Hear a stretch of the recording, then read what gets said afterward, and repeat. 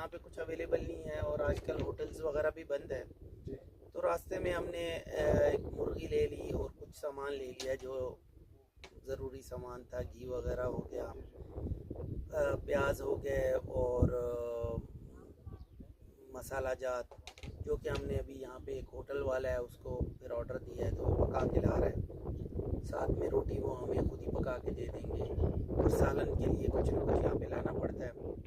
रास्ता बहुत कठिन है, बहुत ही मुश्किल है। मेरा नहीं ख्याल कि इस जगह में दोबारा ज़िंदगी में आने का कोई मौका मिलेगा, क्योंकि हमें जिस तरह का रास्ता भी आज मिला है तो ये फर्स्ट टाइम है ज़िंदगी में कि इतना मुश्किल रास्ता हमने सफ़र किया है। हमारे यानी कि अगर हमें थोड़ा सा भी आइडिया होता तो शायद आज हम यहाँ पे ना बैठे होते, लेकिन शायद अल्लाह ने हमारे लिए यहाँ पे हमारा रिज़्क लिखा था, इस वजह से हम यहाँ पे अल्हम्दुलिल्लाह पहुँचे।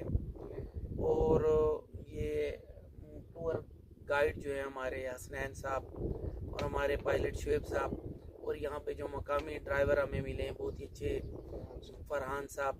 कोई भी आना चाहे तो इंशाल्लाह हम अपना नंबर यहाँ पे इनका डिस्क्रिप्शन में देंगे, इनसे लाजमी रब्ता करें। बहुत ही माहिर, बहुत ही ज़बरदस्त, बाअखलाक और बहुत ही अच्छे टूर गाइड हैं यहाँ पे।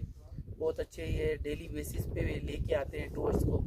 जो भी आए वहाँ से रब्ता करें। टेलीनॉर की इनकी सर्विस यहाँ पे चल रही होती है। कोई भी भाई आना चाहे तो वहीं से ही अपने घर से इनको आप कॉल करके इनसे प्री बुकिंग करके बहुत ही निहायत मुनासिब रेट पर यहाँ पर लेकर आते हैं। साथ तो ये भाई हम अपने नाज़रीन के लिए ना यहाँ का जो ऑनलाइन बुकिंग का सिस्टम है, यहाँ ये जो सरकारी हट्स हैं नाज़रीन, हमारे पीछे आप देख रहे हैं कि सरकारी हट है, इसका किराया सिर्फ 3000 है और ये बहुत उम्दा लकड़ी के बने हुए हैं। इसमें 4 बेड का ऑप्शन है और साथ अटैच बाथ है, बहुत ही VIP।